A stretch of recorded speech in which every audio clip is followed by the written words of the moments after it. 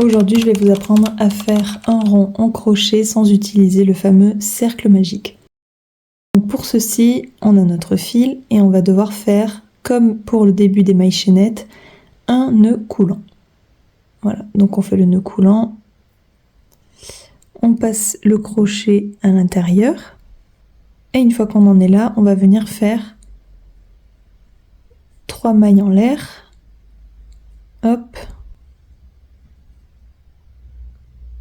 Une fois qu'on en est là, au lieu de continuer à faire une chaînette, on va venir piquer avec le crochet dans la première chaînette. Et là, on va venir faire une maille coulée. Donc une fois qu'on est ici, ça va former comme un petit rond autour du crochet. Et là, on va tirer le fil avec le crochet. Et ici, on fait une maille coulée, c'est-à-dire qu'on le passe directement comme ceci. Et ensuite, on va faire 2 mailles en l'air. Et là, on va essayer de repérer le trou. Donc le trou, il est là. Et on va venir faire une bride, par exemple, à l'intérieur.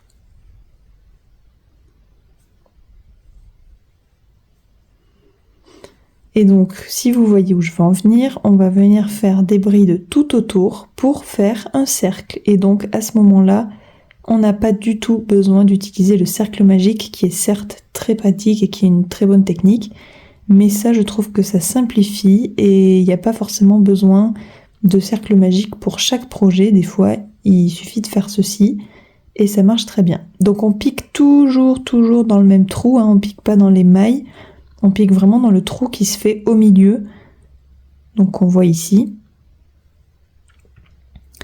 Et donc si on fait par exemple une dizaine ou une douzaine de brides à l'intérieur, ça va nous faire un joli petit cercle. Et après, on peut en faire des dessous de verre, des décorations, on peut faire plein de choses avec. Et on continue.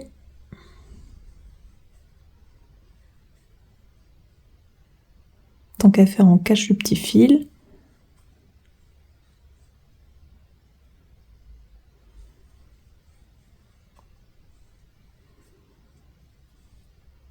Et là, pour terminer, on va venir faire une maille coulée dans la première maille de la rangée. Et on se retrouve comme ceci, avec un petit cercle. Et moi, je trouve que c'est une technique vraiment simple, plus facile, et qui nous fait des cercles très mignons. En fonction de la taille de la laine, évidemment, vous aurez besoin de faire plus ou moins de mailles serrées au départ.